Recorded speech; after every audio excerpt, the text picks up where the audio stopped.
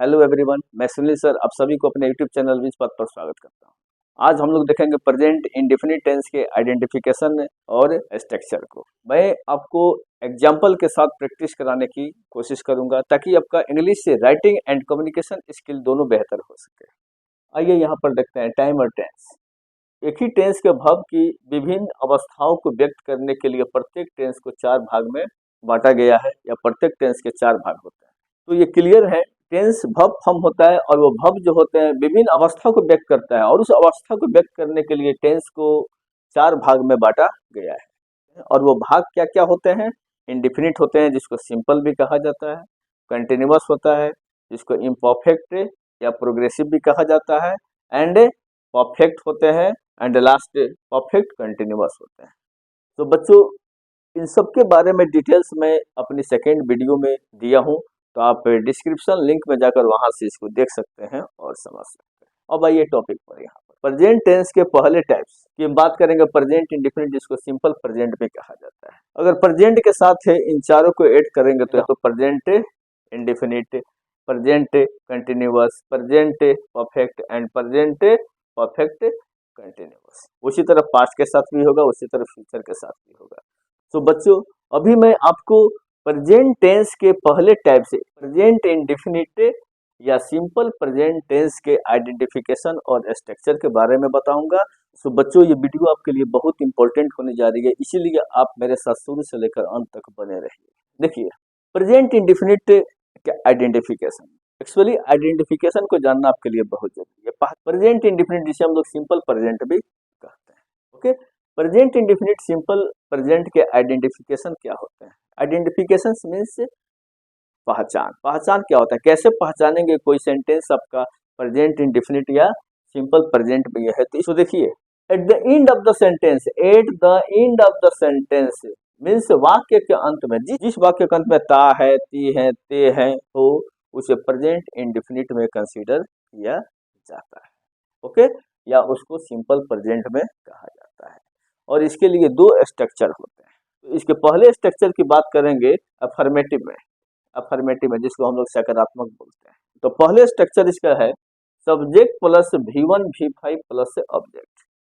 V1 मैंने आपको पहले बताया था, V1 को मेन वर्ब कहा जाता है, और V5 अगर मेन वर्ब में एस या एस हम ऐड कर देते हैं तो वो V5 पे बन जाता है।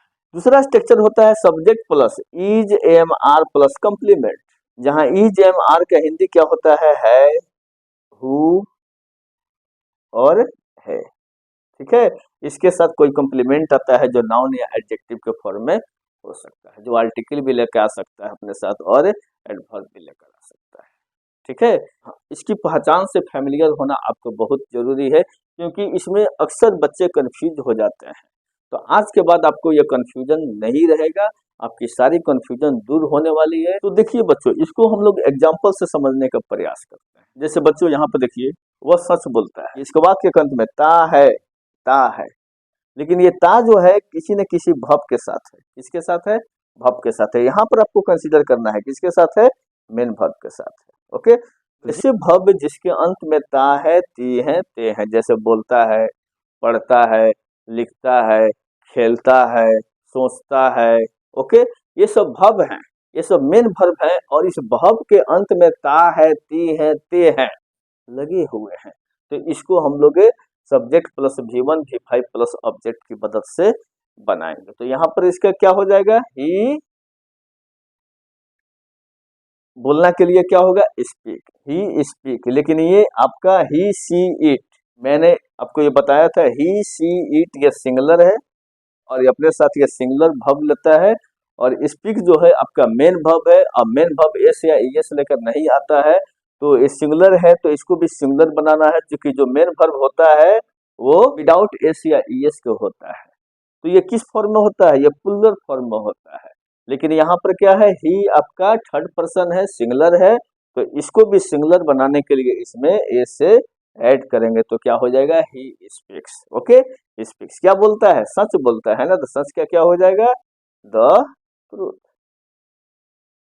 ओके, इस तरह से आप इसे बहुत से सेंटेंस बना सकते हैं, आप प्रैक्टिस कर सकते हैं। तो आपको प्रैक्टिस करना है, ज्यादा से ज्यादा प्रैक्टिस करना है।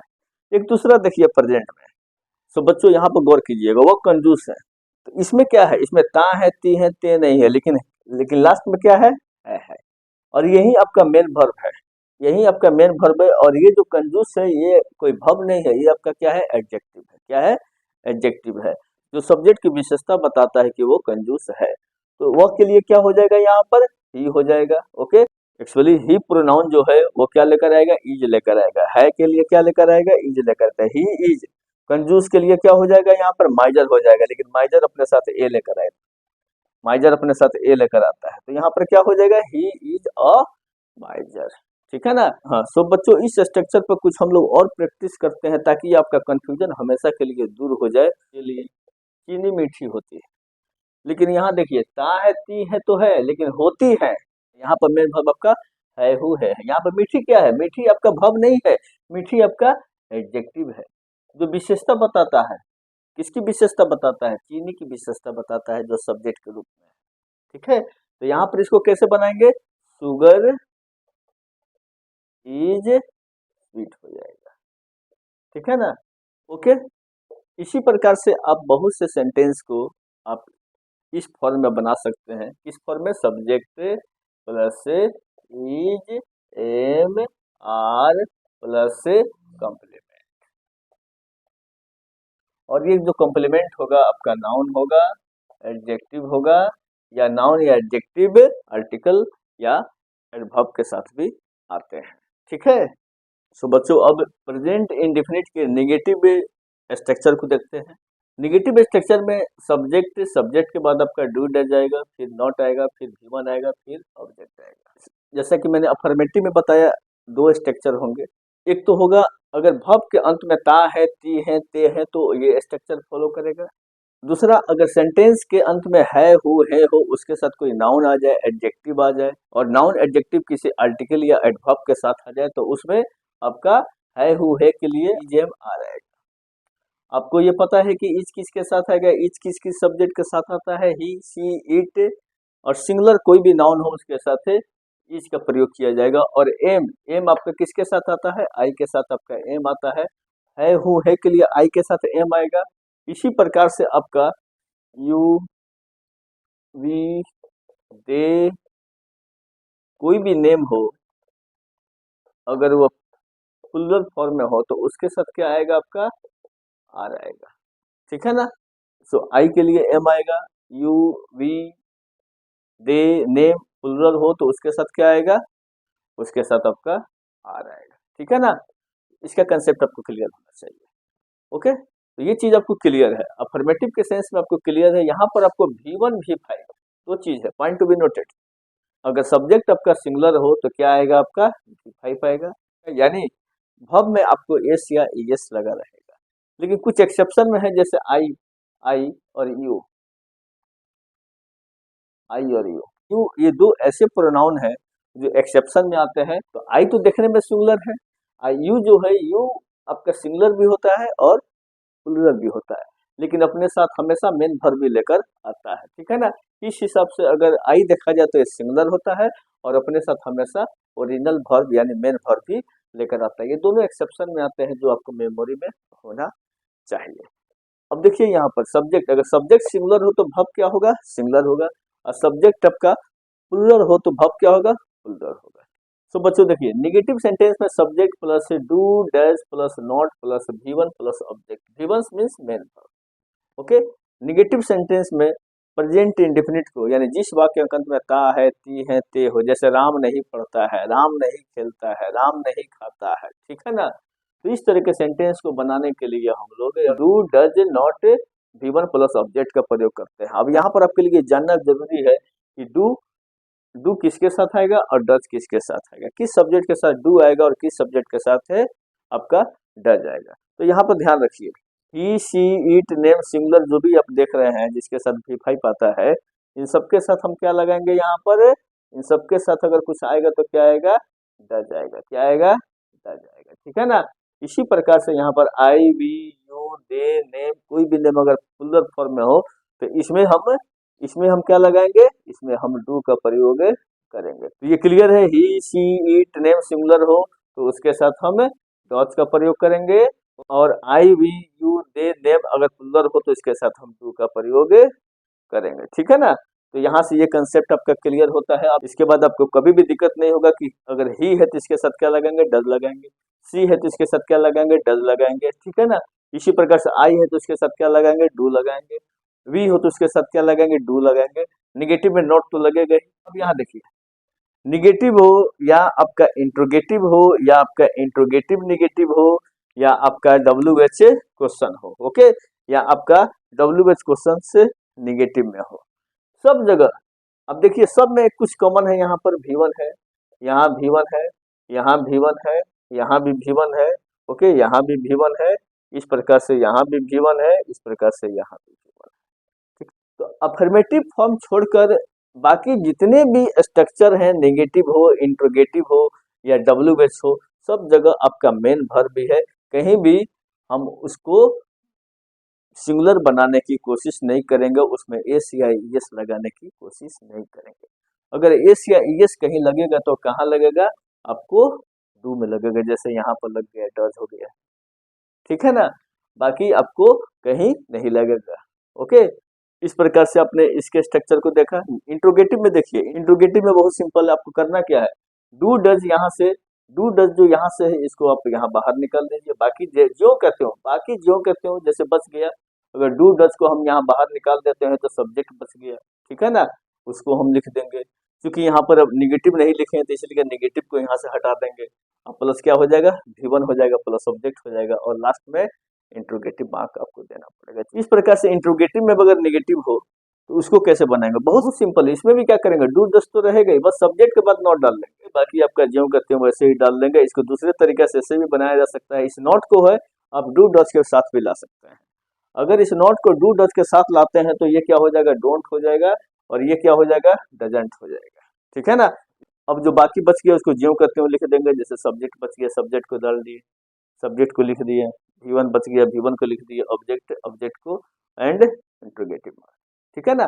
इसी प्रकार से WH क्वेश्चन, WH का मतलब क्या होता है, WH यानी W से प्रश्न पूछे जाते हैं, ओके, और इंट्रोगेटिव से भी प्रश्न पूछे जाते हैं। यहाँ पर आपको समझना पड़ेगा, इंट्रोगेटिव से भी प्रश्न पूछे जाते हैं और WH से भी प्रश्न पूछे जाते हैं। किसको इंट्रोगेटिव में रखा जाएगा और किसको WH में रखा जाएगा, तो यहाँ पर एक बहुत बड़ी क्वेश्चन है। क्वेश्चन पूछने के दो प्रकार होते हैं, पहला होता है इंट्रोगेटिव और दूसरा होता है WH, ओके। जो हम प्रश्न पूछते हैं वो दो प्रकार से पूछते हैं, इंट्रोगेटिव और दूसरा होता है WH। इंट्रोगेटिव का प्रयोग कहाँ किया जाएगा, WH का प्रयोग कहाँ किया जाएगा, इसको आप समझ लीजिए। अगर कोई सेंटेंस हम क्या से शुरू करें, क्या राम आम खाता है, क्या पृथ्वी सूर्य की परिक्रमा करता है, क्या वह पटना में रहता है, क्या मैं सच बोलता हूँ, ओके।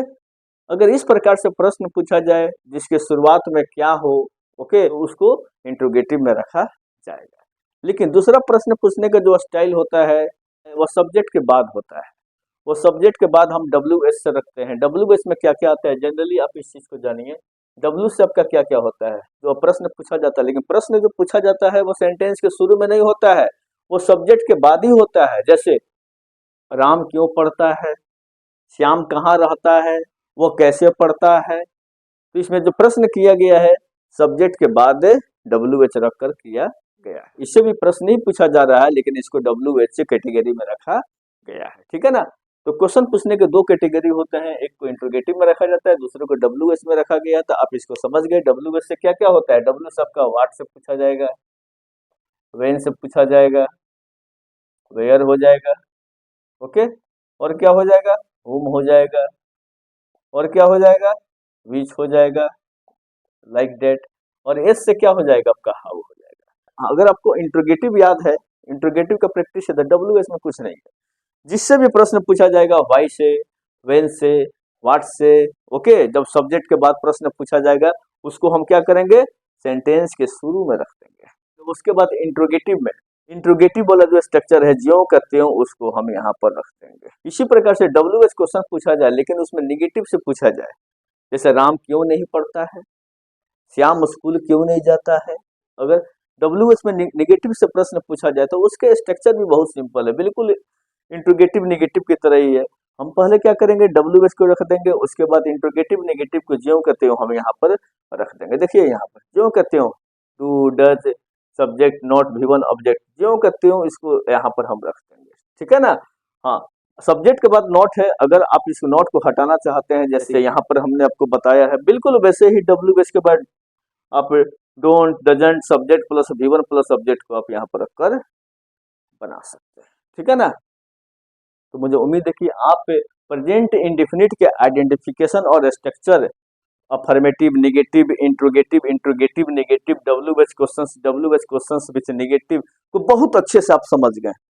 तो बच्चों आइए, प्रेजेंट इंडेफिनिट टेंस के जितने भी स्ट्रक्चर आपने सीखा, उन सारे स्ट्रक्चर को एग्जाम्पल से भी हम प्रैक्टिस करने का प्रयास करते हैं।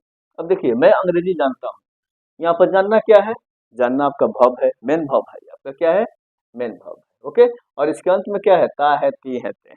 इसमें कौन सा स्ट्रक्चर आएगा, सब्जेक्ट प्लस से V1 V5 पे प्लस से ऑब्जेक्ट, इसको फॉलो करेगा, ये क्लियर है।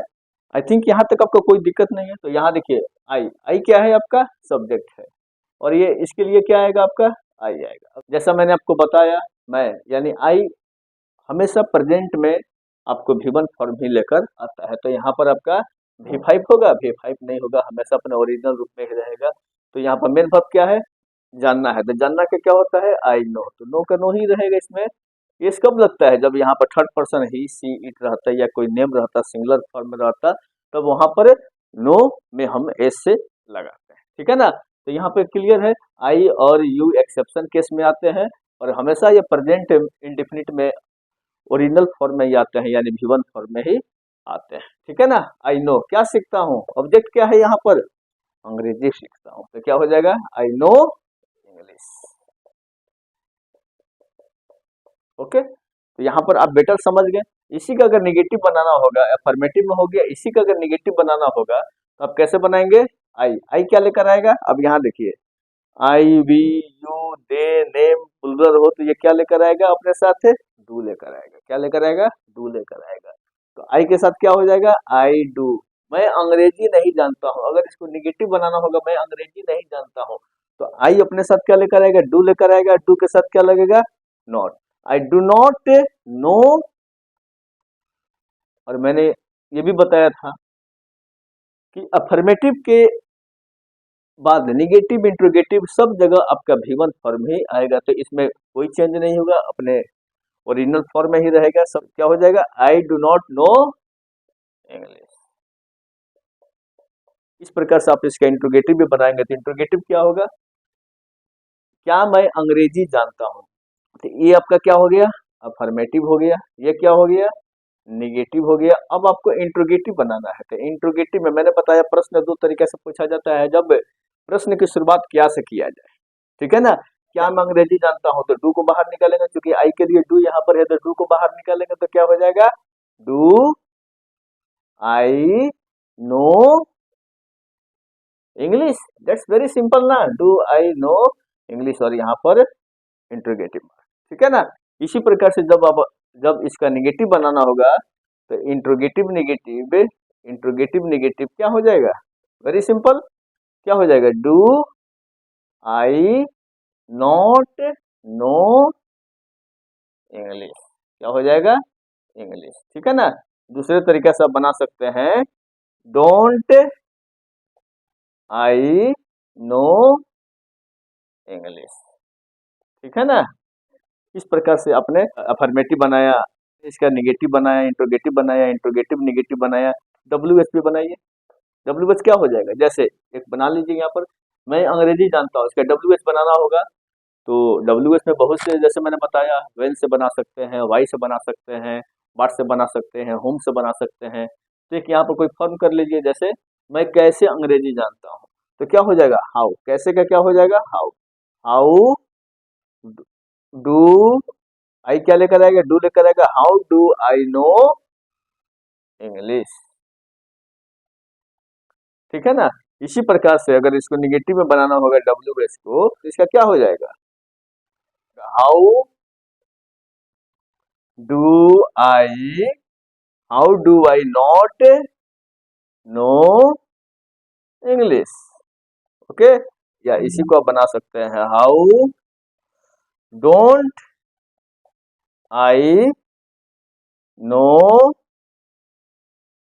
Don't I know English.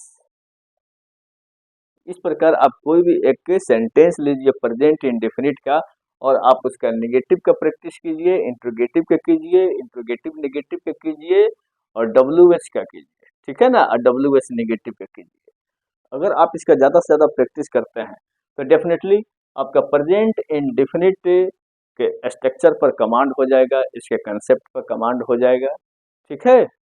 Present indefinite के आइडेंटिफिकेशन और स्ट्रक्चर को मैंने आपको बढ़िया से बताने का प्रयास किया, और मुझे उम्मीद है कि आपको इसमें कहीं से भी कोई डाउट नहीं रह गया होगा, आप इसको अच्छे से समझ गए, ठीक है। बच्चों, अगर आपको ये वीडियो अच्छी लगी हो तो आप लाइक शेयर सब्सक्राइब करें, और एक प्यारा सा कमेंट भी करें। इस प्रकार शुरू से लेकर अंत तक मेरे साथ बने रहने के लिए धन्यवाद। फिर मिलते हैं अगले वीडियो में। जय हिंद।